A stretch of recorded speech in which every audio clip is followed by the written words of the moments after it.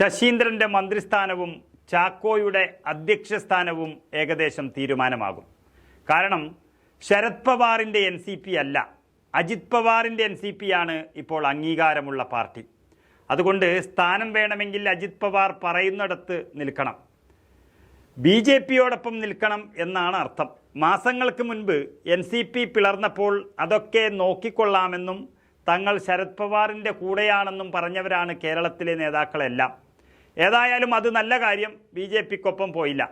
പക്ഷേ ഇപ്പോൾ തെരഞ്ഞെടുപ്പ് കമ്മീഷൻ ഉത്തരവിറക്കിയിരിക്കുന്നു, NCPയുടെ കൊടിയും ചിഹ്നവും ശരത്തിനല്ല, അനന്തരവനായ അജിത് പവാറിനാണ് എന്നുള്ളത്. അതുകൊണ്ട് ആ ചിഹ്നത്തിൽ നിന്ന് വിജയിച്ച ശശീന്ദ്രനും തോമസ് കെ തോമസും അജിത് പവാർ പറയുന്നത് കേൾക്കണം, അല്ലെങ്കിൽ ഔട്ടാകും. ഇവിടെ കേരളത്തിലാണെങ്കിൽ പിണറായി വിജയന് രഹസ്യബന്ധം BJPയോടാണെങ്കിലും പരസ്യബന്ധം പാടില്ല.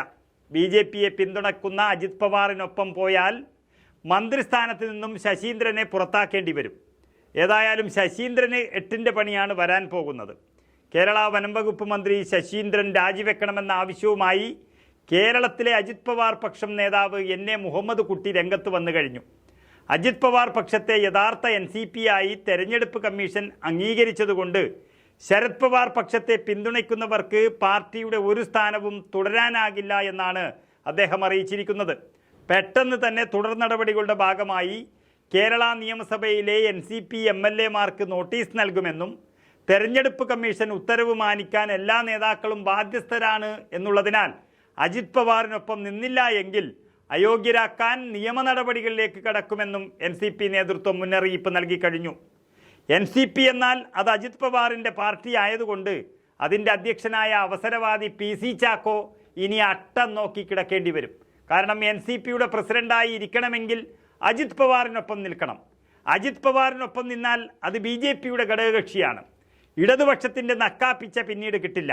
നമുക്കറിയാം, മഹാസാഗരം പോലെ ഈ രാജ്യത്ത് കിടക്കുന്ന കോൺഗ്രസ് എന്ന പാർട്ടിയെ വെല്ലുവിളിച്ചു പോയ മാന്യൻ ചാക്കോയുടെ അവസ്ഥ ഇന്ന് വളരെ പരിതാപകരം തന്നെയാണ്.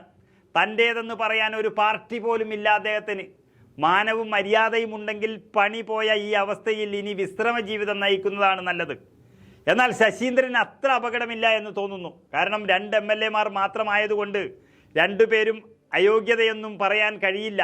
അയോഗ്യതയായില്ല എങ്കിൽ പിണറായി മനസ്സ് വെച്ചാൽ പാർട്ടി ഇല്ലെങ്കിലും അവർക്ക് മന്ത്രിസ്ഥാനം നൽകാം. അഥവാ മന്ത്രിസ്ഥാനം പോയാലും MLA ആയി നിൽക്കാം. പക്ഷേ ചാക്കോയുടെ കാര്യം പോക്കന്നെ. ഏതായാലും JDSന് പുറമെ ഇടതുമുന്നണിയിലെ മറ്റൊരു ഘടകകക്ഷി കൂടി BJP പാളയത്തിൽ എത്തുമ്പോൾ പിണറായി വിജയൻ പ്രതിരോധത്തിലാവുകയാണ്.